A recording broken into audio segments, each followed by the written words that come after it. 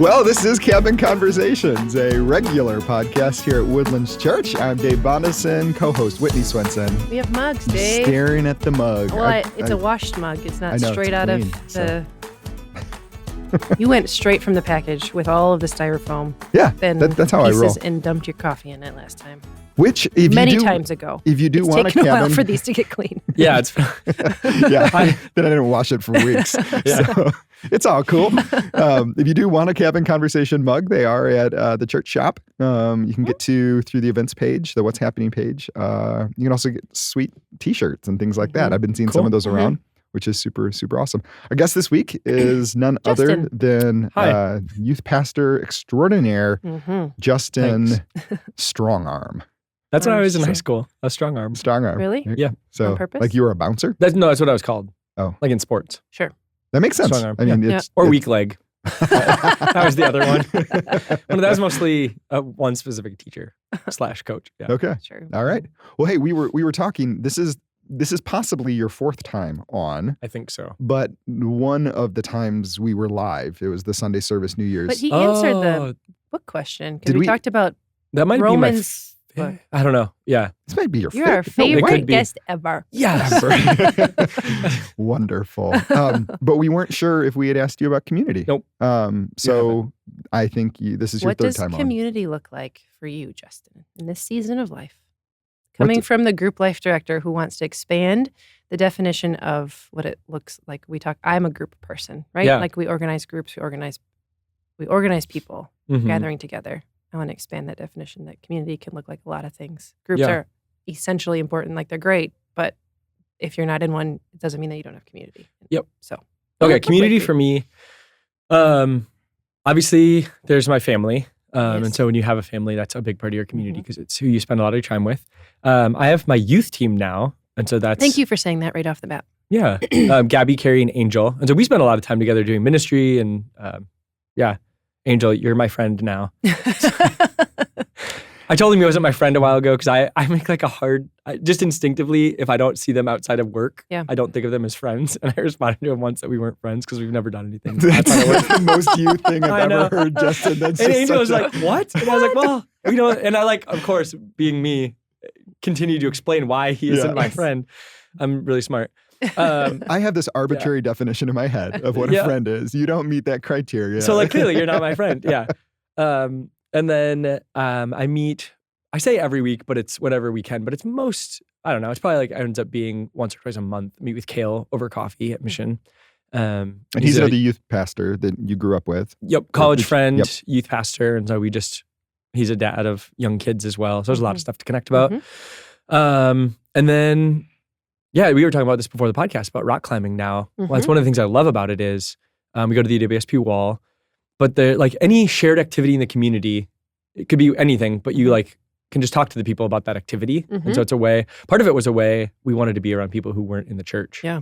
And that was something I'd even realized once I started working at a church was most people who don't work at a church, they have their job, they have places they go where there's not Christians. Yeah. When you work at a church, that's all year round, which is cool. Yep. But it's good to remember what normal people are like. And yes.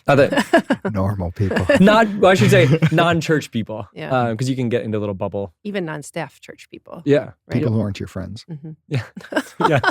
He's doing things, it technically fits the definition perfectly. He's doing things with them outside of work. Exactly. Yeah, exactly. So they are his friends. Your friends. But I wouldn't call them I would call some of them my friends. The ones I meet there would be my friends, kind of. But, let's keep explaining it. But there's a lot of because it's probably the same with any activity of fishing, any sport that you go play, but you're talking about the activity you're doing with the person, with the people around you. Yeah, affinity is so important. Even as I've read some of these books on how to make small talk, it's all about affinity, and it's all about making observations about people. Books on small talk. Yeah, it's not paying dividends. You got to finish some of these. Give me your top small talk tip that you picked up from books. I'd have to spend a moment to you have to have something in common, apparently. So, but that's such a piece,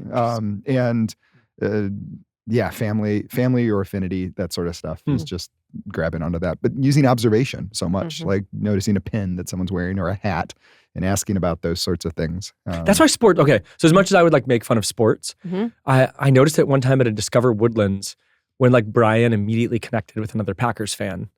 and of how like as much as sports can be annoying to me because I'm not a big sports person, I also understand its ability to help people connect just instantly with each other or hate each other immediately. That's like you see somebody wearing a Packer jersey or something, and you're like, oh, immediately I can be their friend or talk to them. That was a small talk tip too, is wear something that can create those conversations if you're going into a situation that's going. If you're going to a gathering or something, you don't know many people there. Create affinity through what you're wearing. So interesting. Conversation starters. Carry around conversation starters. Always have a cup in your hand, because having a cup in your hand is the easiest way to get in or out of conversations. So, because you can say, "Oh, I need a refill. I need a refill," or "Oh, I've been drinking this. I need to go run to the restroom," or something like that. It just creates very easy out of conversation. Hold on. Which book are you? Hold on. I want to focus on something. Okay. The one thing that you learned from your books on small talk is how to get out of small talk. That was amazing. Well, hello. So anyone at Woodlands Church, if you see Dave with a cup in his hand. I always have a cup in my hand. I always have a mug in my hand. I'm just waiting for the next person to be like, you be in conversation with, and your mind to be like, I can't say I need to go get a refill because they're going to know what I'm doing. Are they a cabin conversation listener? Yeah. We need to get pins so people can wear the pins, so then you'll know. Here's a new task. If you're a cabin conversation listener, find Dave on a Sunday morning when he's got a cup in his hand, and do not let the conversation stop. Just like keep please don't. Please don't. The chances are, you find me in the foyer too. I have my kids, and navigating those kids in the foyer in conversation with other people is one of the most greatest blessings of parenthood. Something like that. That's like 90% of my conversations on Sundays is like, oh, William just ran. I have to go. Here I go. Yeah. You know how many people my son has hit in the head with a paper airplane?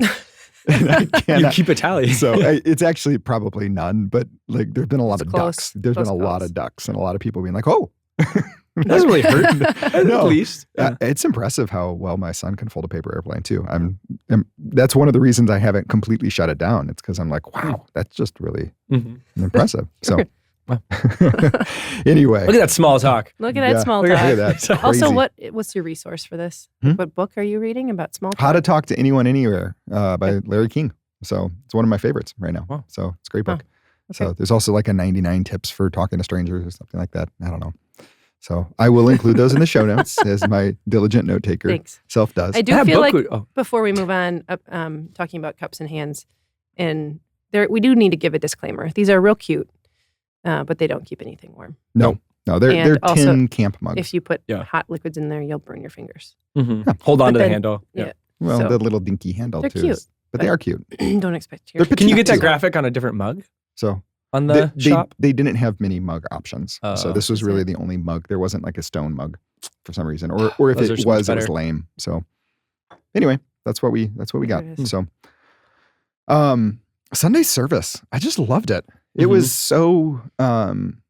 This is just a me thing too. The production quality of it, which is sometimes bad words in church parlance, but just the intentionality in thinking, how do we communicate the things that are going on? That was a very complex service between child dedication, between all of the different elements. There were a lot of things happening, and I think it made a very complex thing feel very simple. It was well produced. The highlight for me was the video of the guy chopping through the ice during John's sermon. And how much that added to the experience without, oftentimes I would say playing a video during a sermon is going to take away. Sure. But it added so well. I was nervous. I was like, is it supposed to be playing? Does he know it's going to be playing? Is he waiting for it to load? Is there supposed to be audio? So like, because I know some of those production questions, my mind was like, oh no. What's happening? There's so many things that could go wrong with the video. But it just supplemented so well. And it worked. And being able to still see him on the screen using the superimposed image and stuff, like, it's just props to our production team behind the scenes, Stevie and Devin in particular, all the volunteers that make that happen. Because it emphasizes that point. Like, he was willing to do anything. So like, at least first service, John was making that point and he didn't have to say, so he cut out a block of ice. You're just watching, oh, that's what this guy did. Yeah. That was a lot of ice. It was. Yeah. So that was cool. That was great. I thought too that the thinking, so having Keeley do child dedication and explaining the difference between that and then knowing we're going into a baptism heavy text and talking about it. Yeah. That there was there was so much chatter afterwards about baptism. I heard several people talk about I was baptized as an infant. This answered a lot of questions for me. Good. So there was just that really good, like, I think it wasn't just John's sermon that did that. Keeley's intro and talking about what child dedication is. It's not salvific, like all of those things I think were super helpful for people that have had those questions about baptism and what do I do now? So yeah, I had very positive responses from people about the questions they had and distinguishing the answers. Yeah, the clarity we got on, it was baptism, child dedication, and personal evangelism, which I just thought are really three big things that were able to be clarified, communicated in a really, really precise way, and hopefully answered some questions and hopefully raised some action steps for people too. So, I'm just realizing, full circle. Dave, I have a new tip for you. This is really dumb. Look, we all have our Bibles. Look at us. Okay, so this is tip from Philip on how to get out of small talk. When they came up out of the water, the Spirit of the Lord suddenly took Philip away, and the eunuch did not see him again, but went on his way rejoicing. I know. It's This is amazing. full circle. Sorry, this is really stupid, but that's where my mind went off on. I was just, sorry, in my mind I was thinking through, it is so fun to see the different ways that people share the gospel because it helps me realize there's not a single way. But then I was going through of like, oh yeah, I will probably never get the experience of Philip's like unique way of sharing the gospel here. Yeah. Even where it says, you don't think you're going to walk up on somebody reading Isaiah 53 and say, do you know what you're reading? Do you understand what you're reading? I mean, you could. That could be. I would actually be, maybe this is some of my naturalistic tendencies. I would assume that would happen before I would assume that an angel of the Lord would appear and tell me where to go. Sure. That's the part where I'm like, oh, the clarity of that. Yeah. Of like, Justin, go to Culver's right now and sit in this booth. Okay, like that, cool. I don't know what's going to happen, but. But then you're in a watchful state, right? Yep. Like if that's happening. Yeah. Interesting. John's example in the juvenile detention was similar, where he felt a prompting to go and speak or sit, really. And then it panned out weeks later. I think those are good. I think oftentimes when we follow that direct leading, we don't see the results as clearly as John did. I was gonna, So we're planting seeds for someone else to water, for someone else to harvest necessarily. Yeah. And that's where like, I was looking at it and it, sorry, the microphone's always in the way of my Bible. Because it's an angel of the Lord says to Philip in verse 26. And then in 29, it's the Spirit told Philip, right, go to that chariot and stay near. And I always wonder when it uses the Spirit in the New Testament, is that a vocal, the Spirit telling him? Or is that kind of like John's like, I think God's telling me to do that. And it doesn't tell us, which is maybe good, helpful. And so I wonder like, okay, so an angel of the Lord told him to go do this thing. And so maybe sometimes like the Bible will say, I want you to do something. But then it's the Spirit that suggests to us or tells us a specific thing to go do then. So I think that's a good take. I think that there was explicit direction from the angel of the Lord, and there was prompting or nudging, however that is. Which again, speaking to that clarity, it doesn't have that clarity. It's bluntly, it's easier to ignore. And sometimes it's less obvious what one's supposed to do. I mean, suddenly he's walking on the road and he's supposed to run up to a chariot. Like that's awkward. Right? And dangerous. And dangerous. Like we don't think about that often, but yeah, it's super dangerous. He had to take, and then while he's running along with his chariot, say, do you understand what you're reading? So that was I have the step. chariots parked and the guy just sitting there lounging and reading. Well, it said he ran up. So Philip ran to him and heard him reading Isaiah the prophet. It could still be a parked chariot and you run up to it because you're real excited. Could be like a stroll. He could be like... I think he wasn't at a gallop. He's probably just at a trot. It doesn't really say if the chariot's moving or not. It's Yeah, just it that it's a chariot. Here's Seated the other in his thing that chariot. happened is the angel of the Lord gave direction. The next time it's a prompting. The Spirit told Philip to go. The third time, the Spirit's moving him. Yeah. It's the Spirit picking him that's up and moving him. zooming him around. Yep. So there's a little bit of a tension there of like, it's a prompting, but it's also like, that's direction too. That's like, you don't get to determine the direction. You don't get to determine obedience in that. Yep. You're just being moved. Yep. We were talking about Acts 16 and that we had a mission trip meeting after that sermon. And actually one of the students brought up this sermon talking about like, where do we go for missions and going, oh, God has a plan no matter what. And Acts 16 is where that like random line, you probably know it. I always forget where it is. So I always have to like Google that phrase, which friendly reminder, which I tell students all the time, Google is great for finding out where something is in Oh the my word. Bible. It's so helpful. It's really bad for having what it means. Just It's a good starting place. Yep. Like, Yeah. I'm always like, that's what a terrible article. What are you But looking that for? helped me get direction. But like finding stuff, never be afraid to Google where something is in the Bible. I think it's super helpful. But in verse 6 of Acts 16, it says, Paul and his companions traveled throughout the region of Phrygia and Galatia, having been kept by the Holy Spirit from preaching the word in the province of Asia. Every time I read that, I'm like, what does that mean? Does that mean like they wanted to go there and the plans fell through? Does it mean like the Spirit appeared and told them not to? Was there a dream similar to maybe Mary and Joseph? The man of Macedonia.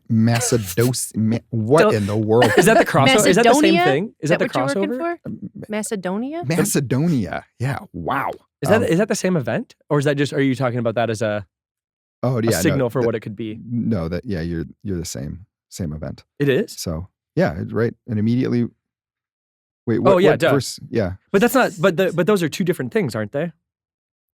What verse are you in? It was at verse 6. It's like the man of Macedonia follows up. That thing. So. Or is that, okay, now I need to reread this. I don't know. Now you got us just, hey podcast, listeners, come join us. Open your Bibles, Acts 16, 6 through 10. And we're just processing through how God leads in clarity.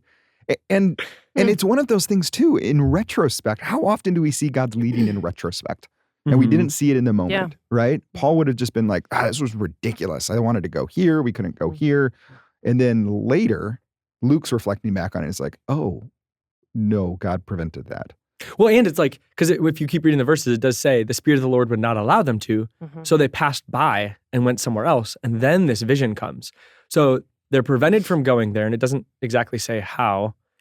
And then God later tells them what they're supposed to go do through a vision.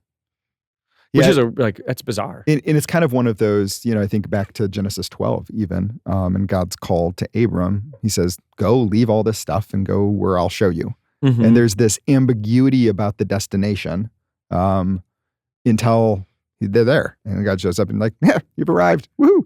And sorry, I'm going back to this passage. It says, after Paul had seen the vision, which was just somebody saying, please help us. It says they left for Macedonia, concluding that God had called us to preach the gospel to them. So God didn't say, go preach the gospel to them. They got a vision. They got told by the Spirit in some way, don't go there. They then got a vision of somebody needing help. And their conclusion was, we should go and preach the gospel to them. Yeah. And so it's like a cool thought process of the apostles. It's same with our passage this week in Acts 8, right? Yeah. Now an angel of the Lord said to Philip, we're like, this is so much clarity. There's no clarity here. Rise and go towards the south of the road. Go south on that road and something will happen. So I would guess if we started studying this more, that biblically, God gives direction more than destination. He says, go this way, not do this thing. I mean, there's things that we do. It's make disciples of all peoples. And this, God gave a direction here. But that's the thrumming heartbeat underneath all of this, right? There's no direct, there's no go preach the gospel from the angel of the Lord. It's go here. It's assumed. Right. Yeah. Here and in 16. There's something when they say do. we need help, the apostles are like, I know what kind of help you need. I can give you physical help that will keep a dead man alive longer, or I can give you spiritual salvation. That's the thrumming undertone of this whole thing, right? Of this all of Acts. There's a gospel that needs to be spread. Jesus said it in the beginning of Acts, and now we're here, we're doing it. And the Spirit is doing it. Like I still remember getting points off on a paper in seminary because I didn't acknowledge the Spirit's work in Acts. That Acts is about the Spirit. Yeah. And if you once you start looking for it, you're like, oh my goodness, it's everywhere. But I think on a lot of my personal read-throughs, I've missed the defining movement of the Spirit, the Spirit-led nature of the growth of the early church. All right. So textual question. Yeah. Sorry, now I'm just reading it. Yeah. We'll get to there in 10 months. Yeah, that might be a fall. I think we're back there at that time. John will answer all of our questions in fall about see. That passage. Okay. We'll see. Acts 8, this passage, this is where I landed in, as I was thinking, why doesn't Philip's baptism, does it say the Spirit fell on the eunuch? No, it's just baptized. Spirit of the Lord carried took Philip him away. Mhm. Why didn't this cause the same kerfuffle that Peter and Cornelius did? Like we got to get through 9 into 10 before we're really opening the door to the evangelism of the Gentiles. Like this eunuch is a Gentile. Yeah. Like he was in Jerusalem worshiping, but Cornelius was a devout, God-fearing man too. He just was a Greek. But could the eunuch not have a Greek, been? He was Latin. He was a Roman. Well, could the eunuch have been a convert to Judaism? So even though he would be like an Ethiopian, maybe not Jewish by birth, he might have been a convert where Cornelius maybe wasn't. Because God-fearing would be different than a convert. I think, I mean, there's people who argue about 10 too, but I think that there's every reason to believe that Cornelius might have been a convert. Like he was a Roman, but devout, God-feared, all of his household, gave generously to the people, prayed continually to God. I think there's every reason to believe that he might have worshipped in the temple, in the Gentile courts, that sort of thing. Mm-hmm. The Spirit falls, that's a distinguishing factor. Yeah. But I started wondering if it's something about the fact that he's a eunuch. Because for the Gentiles, the whole... There's also no... Because then he doesn't have to follow the law, or that would be the main part of the law. There's also no audience here. Like Cornelius, there's an audience. Peter comes into his home. The whole family. The whole Cornelius family is gathers everyone. like I picture when Peter visits Cornelius, there's a group of people that hear Peter's interaction with Cornelius, where the eunuch is in his chariot, and they find water on the side of the road. Who else is there? Chariot driver, maybe, right? Like eunuch's not driving it. And Philip kept going, kept preaching, all of those sort of things. Well, if you go to verse 11, but doesn't come back and report to Jerusalem in the same way. Which one? Which chapter? In chapter 11, after Cornelius, it's interesting because it says, the apostles and believers throughout Judea heard that the Gentiles also had received the word of God. And so I'm wondering if that was just Cornelius or if it's like there's lots of events going on. And Peter, Peter goes along with, there's this Ethiopian, there's other people that are getting to know Jesus. So this is to the ends of the earth. And that's why Saul is situated right in the middle of it. It's because Saul is going to be the primary Gentile evangelist. Yeah. And then we get Cornelius, which clarifies with clean and unclean and all of that stuff. Yep. And then 11, you're saying might stretch back to the middle of 8, even 8. It could, yeah. As a summary.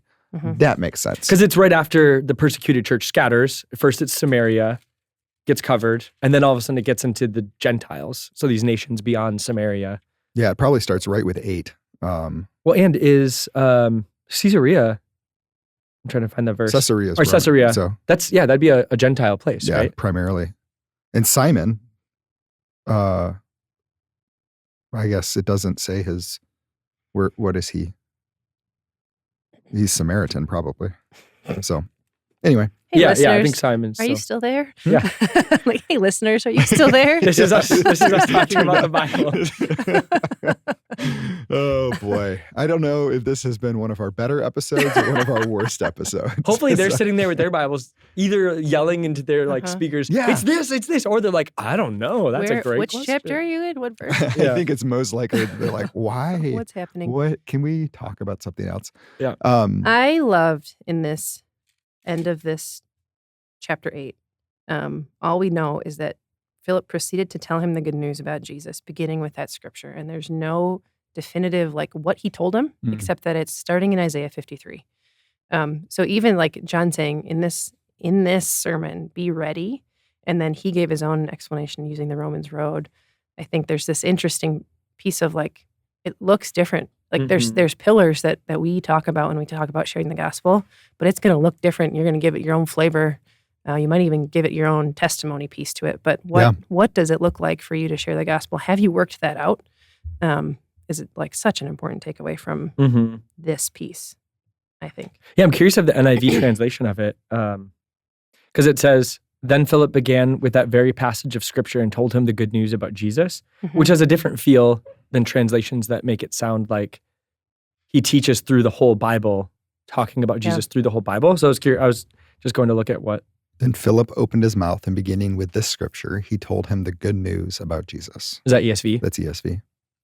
CSB is Philip proceeded to tell him the good news about Jesus, beginning with that scripture. So you could interpret that or understand that as he used that scripture as a launching point for a conversation about who Jesus is, which is, Like, I think That's I've always how I took understood it as in the past of like, he was walking through the whole Bible, Ah. which one is like, he doesn't have the scrolls. He's not going to have the whole Bible. That's so a that Luke can't 24 feel, like Jesus, Yep. beginning with Moses and the prophets, And the he Emmaus Road. told, Emmaus Road Is it situation. Be. Emmaus? Yeah. Yep. Damascus is Paul then. Paul I is mix Damascus. those Yeah. two Yeah. up sometimes. So many roads. So many Yeah. different roads. This is the This is the Gaza Road. the So, Gaza the Road. road Another to different Gaza. road. Yeah. So Mhm. I had a curious, this is totally random, like verse 26, whether or not the angel said this is a desert place. I don't know. The interpreters clearly think he didn't, but I kind of like Oh, yeah. So The it's like go angel- south to the road, and then it's like inserted. That's the desert place. Let the Yeah. reader hear. Is that a Lucan addition, or is that part of the quote? Because the punctuation did not exist in any translation. That's all interpretive. So, but it doesn't matter either. But that's such a good, like, be ready to share the gospel. Be ready to give an account of your testimony. For me, we've been doing this in Join Woodlands for years now, is sharing our personal stories of faith. And for me, my testimony always does intersect with baptism a lot, because it was baptism where I was able to surrender my need to prove anything or to do anything. It was that acknowledgement, like, freely I come, freely I've received, freely has been given for me. And so not waiting for everything to be right to get baptized, but trusting that Christ's death is sufficient. Yep. So that's a great intersection. And hopefully there's a lot of people in the congregation who've heard this and are going to say, let's get baptized. Every listener, get baptized. If you believe in Jesus and you have not been baptized as a believer, do it. There's zero reason to wait. Yep. I think this brought up just like there's a hole in my gospel of the 4 spiritual laws. You use those, whatever you use. Is the end? The end is like, it's your response then, right? And what is your response? It's not always been tied to, okay, you believed, now be baptized. Like, that's an interesting. The Ethiopians, like, there's water. What's keeping me from being baptized? We don't have the nuanced words that Philip used to talk about what the gospel is, but baptism was a part of that. Yep. Is it a part of your sharing of the gospel? Ooh. You know what I mean? Yeah. Does that is there clarity there? Yeah. But also, I think sometimes we talk about Jesus' death and we forget about resurrection and new life. Yep. That's the piece that is interesting. Now you walk in new life. You don't just respond to his death for salvation. You walk. There's a promise and a hope there. That gets me to, like, I think one of the weird things about baptism in my mind is because we have a church focus, which I think probably comes from like Middle Ages or bad history or dark history of Christianity, but we do have this focus on heaven rather than on God. And so even when you get to baptism and the question becomes, well, is it salvific? To me, that's such a eye-opening question, because if people are so worried about whether it's salvific, that tells me the mindset is more about, did I do what is needed to be saved, rather than, like, what if the question was, will this help me know God more? Will this help me follow God more? Yes, 100%. Yes. Yeah. It will be an experience, a moment. Yeah. It'll be, it forces your body to do something that your will wants to do. It's something you can look back on in those moments of doubt to go, oh, did God really save me? It's an Ebenezer. Yeah. Yeah. It's a memorial, an event that you get to do. And so that's whenever the question is like, oh, but like, is it salvific? I don't know, that question always worries me because of what I think is behind it, which is, did I do the right stuff to get saved? Or like, if it's not salvific, okay. Oh, well, that's like weird. That's a weird response. Like, there's so much beyond salvation. Like, salvation is the start, and then all of this whole richness of life with Christ. I'm reading "With" again by Skye, and just the notion of what does it look like to live life with God is so incredibly rich and profound. And baptism is a huge step in that. I don't necessarily know how. Well, and I was talking to John before the sermon. We had gone out to lunch or whatever, and we were talking about a sermon I'm preaching in a couple weeks. And one of the cool things about baptism is if you've been baptized once, then when you see other people's baptism, it takes you back to that moment. So where the Lord's Supper, you're practicing continually to remind yourself of what Jesus did. Baptism is like this thing you do once, so that as other people get baptized, you're reminded every time. And it's just such a tangible way in the same way that the Lord's Supper is to remember what God has done for you. That I think it's powerful. I used to tell students it's not magical, but it is spiritual and powerful. Yeah, which I think are different things. But yeah, that's great.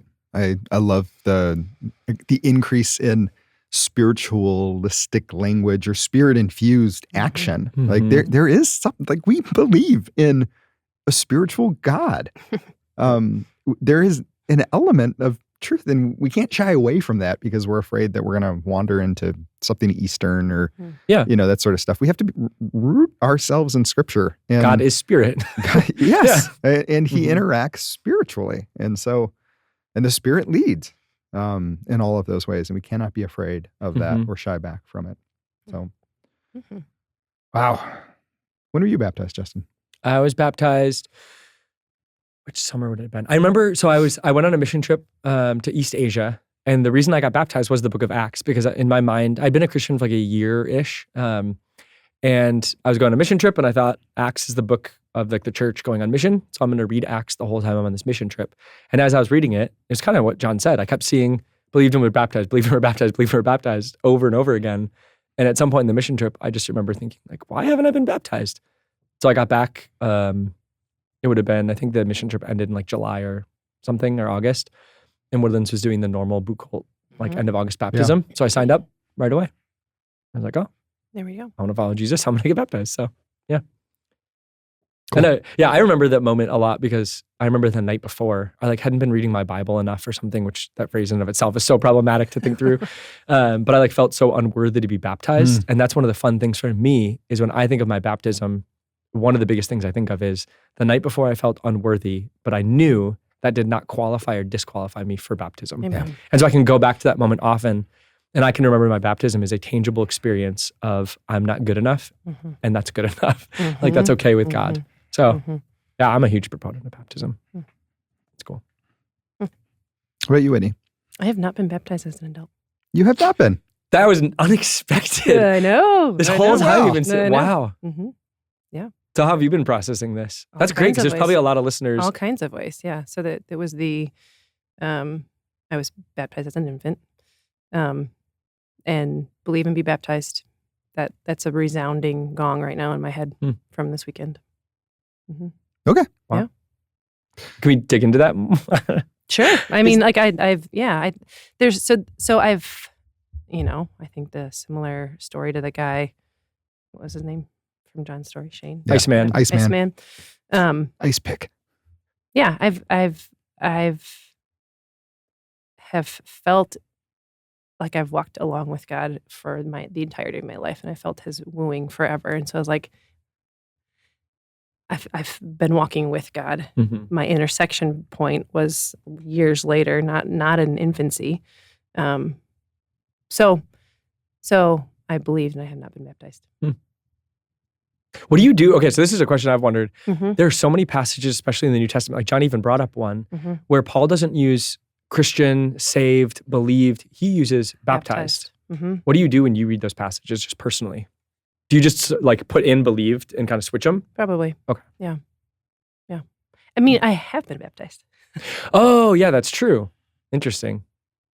So does your mind go to that look then? Like? And I remember having a really and I don't remember the nuances of the conversation, but I have a friend that, Aaron Meister, Ruff, that was like, here's information about infant baptism, and here's information about believer baptism. And we are in a denomination that says you can do both here. They're both okay. So I wrestled with that. I probably just made excuses not to do it myself. Well, I've always wondered too, if it's a family, like especially if it's some liturgical background, and a family did it, if that feels, because that's not my background.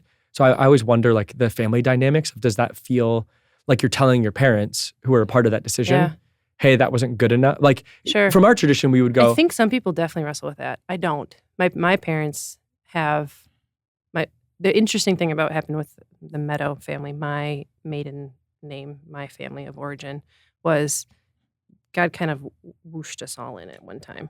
Like it was junior year, Easter of my junior year of college was like, my brother invited me.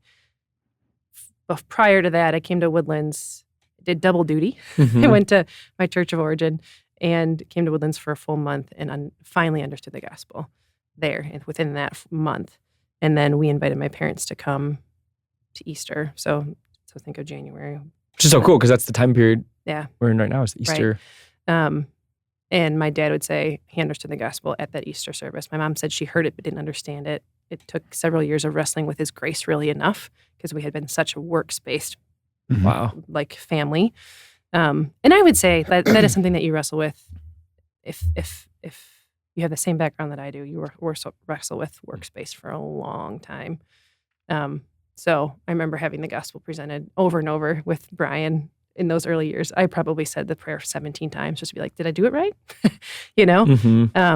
That's why baptism's so cool. Yeah. Because then it's not like, because that's the other thing. Yeah, baptism I feel like can help in that time of, did I pray the prayer the right way? Sure. Like to have the church with you saying, this is what you understand. Yep, that's the gospel. Let's proclaim that. And the confirmation, I think, is just powerful. I think what this Sunday did for people with my background is gave that green light. I don't think we've done that very well as a church for people that are adults coming to faith from different backgrounds. I think there was a lack of understanding, a lack of places for me to go and say, am I understanding this right? And it was until I got into a small group and dug in with that small group. And then it had to get even smaller. I had more questions for more, like, I'm getting further into my story here, but I had to pull two ladies out and be like, can I study something with you? I just have to wrestle with some stuff here. And that was in that I was like, I get this. This is about grace. This is about walking in new life. This is not what I can work for. It's what I'm working from. Which that's like the sad irony of this story in Grace and Works is that one of the things that this story demonstrates is the Ethiopian didn't have a chance to do anything good. He believed in and was baptized. Like there was no good enough to be baptized. And yet now it's kind of twisted and become this, is this a works that I have to do? Like the exact representation of grace then becomes a work you have. Like that's just it's just weird how we do that. I mean, I think that's the law. That's what Paul talks about the law. Like this representation of what good is then becomes this burden that you bear rather than an example of how to live. And our sin just twists stuff into slavery. Well, I loved your story just even right there, which was talking about this beautiful intersection of truth and gospel and community. All of those things working together to tease out salvation and understanding of grace and God's goodness in there. But it was with people and kind of wrestling, and you use the phrase rumbling a lot with those things. It takes time. It takes intentionality. But have your parents been baptized? Do they?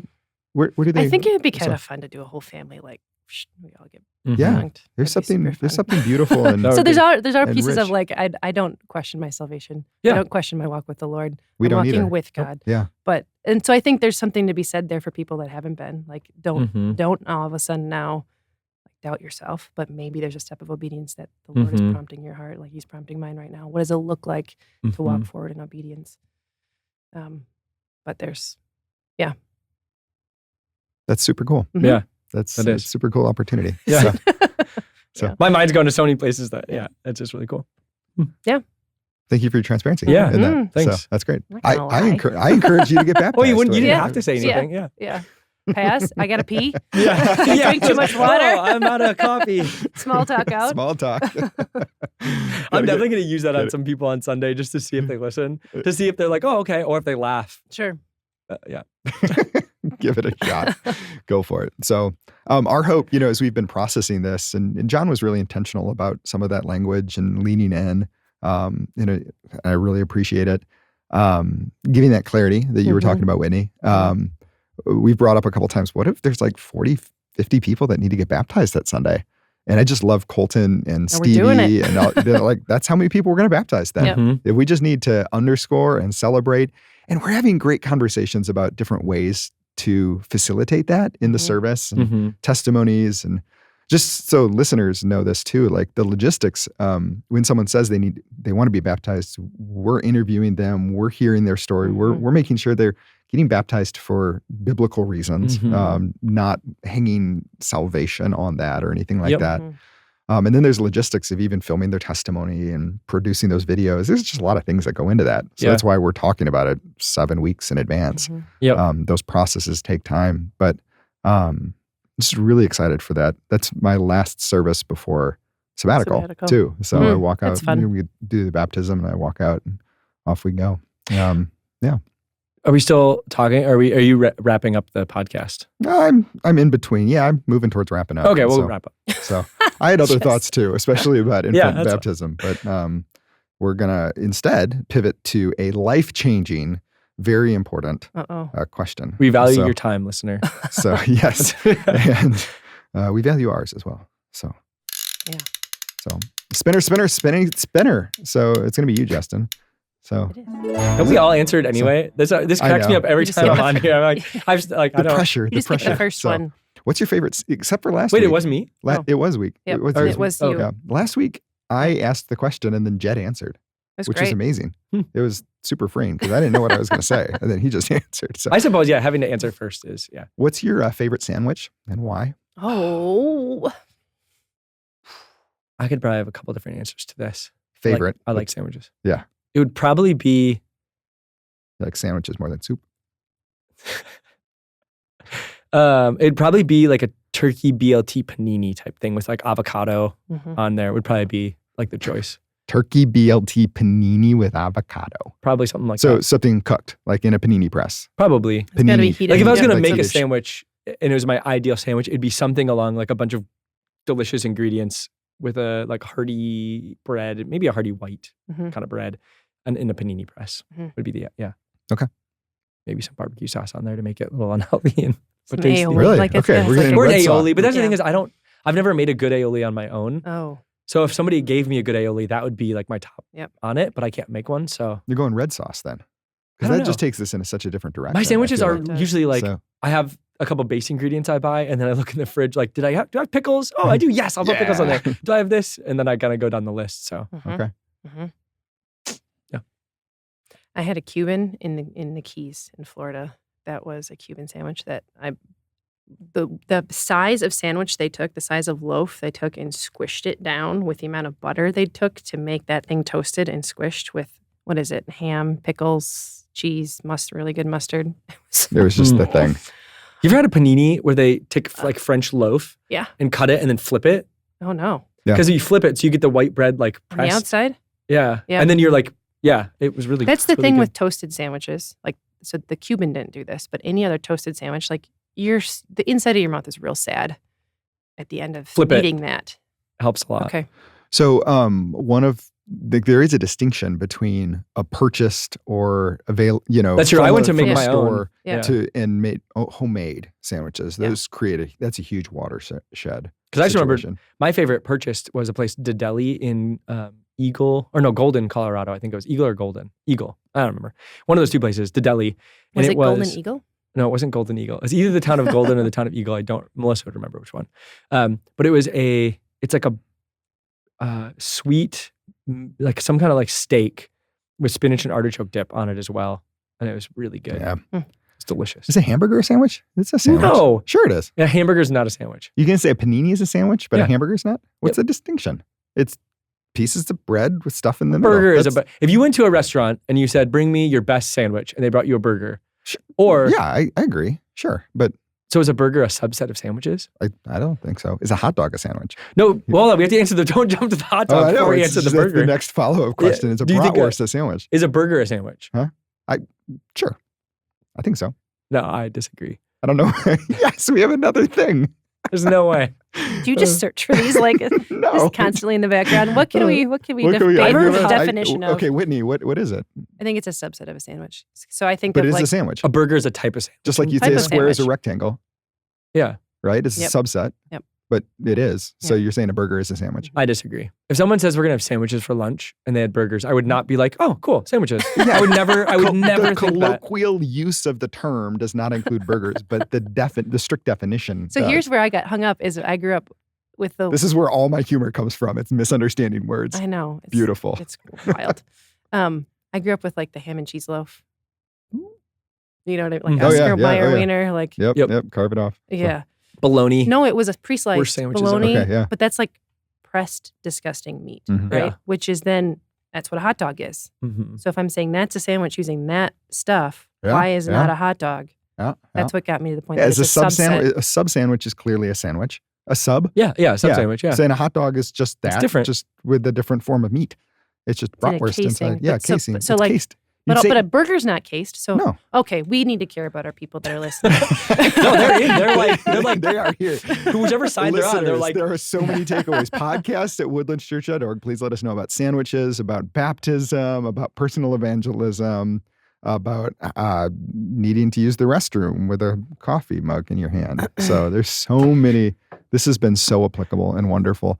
BLT for me. I'm just going to go with just that's an at-home sort of But thing. can you add things to it? Can you I add a would- fried egg and avocado to that? You can. Unbelievable. I've never had a But- fried egg on a BLT. Huh, But I'll I'm going to try that. say the simplicity of just perfectly crisp bacon with the crispness of lettuce on a well-toasted like brioche. Mhm. My wife and I made one of these like 2 weeks ago. It was just unbelievable. So Mhm. We it's do my lowest BLTs, protein option. TAS. Bacon, lettuce, tomato, egg, avocado, and sourdough. Oh, I thought you meant like with tea. Oh, Because teas. a BLT would go Yes. well with tea. BLTs. BLTs We're and having tea. Whitney's BLTs food tonight. truck. Uh-huh. This is so This is necessary. what Brian wants So- to. Like if we're making a food truck, it's going to be a BLT one. That's amazing. Just so you I know. love There's that. a lot of The different- options. Yeah, options of This BLTs. is incredible. Hey, this has been Cabin Conversations. We'll see you maybe next week. I think so. Nope. Nope. You'll see us. Oh, it's It's spring spring break. break, Spring not break. next week. Yep. We'll 2 be weeks from on now. 2 weeks from now. So it's a regular podcast. Don't expect weekly. Is regular like small, regular, large? Yep. Okay.